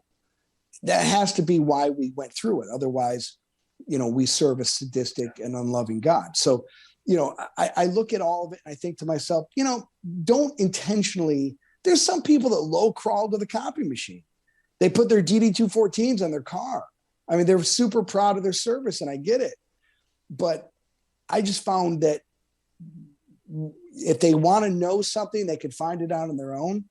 But are you going to be the type of person that is going to intentionally try to, you know, to use your experiences in a way that they're just not old enough to understand? If you don't love something, you don't fight because you hate Islam or you hate the enemy or you hate China. You fight because you love your friends and you love your country and you love our way of life. We fight and we kill because we love. And, you know, people tell me all the time, I die for you, or I die for this, I die for that. We're love to use what we die for. But is there anything in this world worthy of killing for? Are you willing to kill for what you love? Because every veteran that's been in harm's way has been willing to kill because they love their culture, their way of life, their country, and their friends. And that's a beautiful thing. And it affects you for the rest of your life. And, you know, there's just some things that aren't necessary to share with everyone. No, again, totally fair. And I've said it 100 times on the show. You know, who you are when you go to combat dies the minute you get there. And you'll never be that person again, ever. Yeah. It doesn't matter what happened to you. Doesn't matter. That person is dead. The world is different. It's kind of the price we pay for what we do. Whether on November 10th or any other day for that matter, anything you sort of would do differently in your military career? I never would have gone in that house. That was asinine. The whole thing was, no, I never would have done that. I don't regret much, but that was a really stupid idea. And, you know, you do that 9 times, you get shot in the face 9 times. Yeah, no, no, I don't think we change anything. I would have loved to have been more in the moment during that time of my life and enjoy people that I thought were going to live forever. And I would have loved to have been able to have, you know, done something different that we could maybe have more guys back here. But I think we all have our regrets and whatnot. But I would love to be, you know, just a veteran. I don't want to be a professional veteran. Never wanted to be a professional veteran. But, you know, these things are chosen for us. And but I really loved my life when I wasn't Medal of Honor guy. I had a great, great life, and it was fun. And I miss it. I do. I miss it. Wow. I was going to ask you if what's the good part about being a Medal of Honor recipient? American Airlines gives you incredible perks. You get to go in the lounge. You're an Admiral Club concierge key. That's about it, really, is the flight privileges. Those are the fringe benefits, huh? That's it. Honestly, there's really not. I mean, you know, it's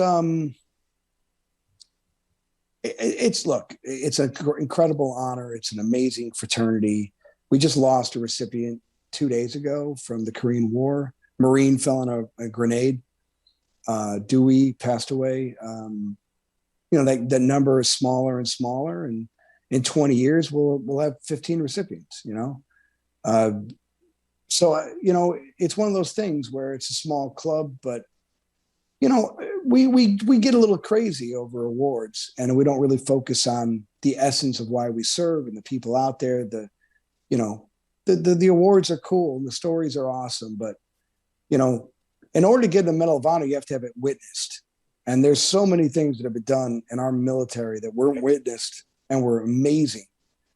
And so sometimes enough's enough. I think I kind of know the answer already, but I'll ask it. Where is the medal? I'm sure you don't take it out much. I wear it to Walmart every day. I can get it's weird. There comes an age where people put it on a lot. I don't feel like it's mine. You know what I mean? Like I'll Sure. look at it sometimes and be like, when I first got the award, they send you like around the country, and I went to New York City, and some old Korean War veteran looked at me and said, that's stolen valor. You can't wear that. And I was like, I feel the same way. I do. I feel the exact same. I just got this like a day ago, but I agree with you. It's weird. I look at it and it's like someone else's award, and I'm just there to take care of it, keep it clean. But the moments I get to take it off and let people hold it, you're not supposed to let people wear it. I let people wear it all the time. Anyone, you can wear it. You put your Medal of Honor jail? Well, exactly. Who cares? But I mean, people need to hold it. I'm telling you, when you hold the Medal of Honor, it's like the Lord of the Rings. You're feeling the Battle of Gettysburg and Ia Drang Valley, and it's Mogadishu. It's everything. It's right there. I kind of get chills hearing it. Yeah, that's. I've never held the Medal of Honor. I when you start to bring all that into it, it kind of really brings it to life. And why? It also completely humbles you, and it makes you completely insignificant. Like I'm well aware that no one wants to meet me. They want to meet the Medal of Honor. I've even gotten emails. They're like, can the Medal of Honor come to Nebraska? Like, I will mail it to you. Absolutely. Just send it back. It's a pre-postage envelope. We're just a bunch of idiots that have it. But no, it's really the award. People want to see the award. They want to meet the award. And I'm all about meeting the Medal of Honor and letting people realize that we are an amazing country because men and women are willing to give everything. And that's the most beautiful sacrifice in the world, is a healthy person that decides, I'll be uncomfortable so you can stay comfortable. And that's what that award represents. And that's why, people need to hold it and see it. Well, on that note, listen, I've interviewed several Medal of Honor recipients. I'm glad I know you beyond the Medal of Honor recipient. I'm glad I got to know David. I'm glad that you and I have some things in common, and that there's a New York bond between both of us that extends well beyond anything that's worn around our necks or on our chest or anything like that. So getting to know you over the past couple of hours has been an amazing journey and a lot of to say the least. So I hope one day we share a beer. I hope one day that we can connect on a different level at the Super Bowl with the Buffalo Bills. But listen, what you're doing and the interviews you're doing and the amount of professionalism, how you're representing veterans, we need to be seen in the light that you're presenting us. So you're an outstanding ambassador of all of us. But listen, man, this is important work. Getting those stories out there, letting people know that we're normal, that you should want to be like veterans. We should be emulated because we stand for something. But this podcast, I hope it continues to grow in success. And you're amazing at what you do. I've had a lot of interviews, bro, but you're good at this, man. There's almost been a couple Dr. Phil questions. You're really good, and you're only going to get better. So God bless you, and keep being a rock star. Thank you. Humbly, very humbled by the comments. I certainly appreciate it. Again, it's great getting to know you. It's been a lot of fun, and continue that custodianship. I think that is the one takeaway I have. The honorship of that custodian of the medal, I think, is something that you can hear. And listen, man, I love the passion you have as an infantryman. I can still hear it. If they let you go pick up a rifle and go back to combat, I'm sure you would do it without a hesitation. And that's awesome. Absolutely. Thank you. Appreciate it. Leaders like you are born; they're not made. You just have it or you don't. There's a few who just have it and some who don't. And I know that you will do everything that is expected of you, just because you as a person won't allow people who look up to you to be disappointed. And there's the honor in all of that, in who you are and the way you've chosen to lead. So again, check out the book House to House, the documentary. Again, what was the name of the documentary you said that was on it's called HBO? Only the Dead. It's on Netflix. Sorry. Check it all out, guys, just because, again, David, his story is his, but there's a lot of other ways that you can do it, and you start to get some of the other background and context for all the people that were with you, and we can't forget about those folks either, because it's your award, it's theirs too. So from that standpoint, the more light we can bring to the story and the people involved in it, the more notoriety everybody gets for it. But again, humbly, thank you for the kind words. Certainly appreciate joining us. And David Bellavia, thanks for being part of the Hazard Ground. Thank you for your service, man. Appreciate what you do. God bless. You've been listening to Killcliffe's Hazard Ground podcast, hosted by Mark Zeno. If you have an interesting story to tell and you'd like to be on the show, send us an email at producer@hazardground.com. And if you like the show, don't forget to subscribe, rate, and review on Apple Podcasts. Thanks for listening. We'll see you next time.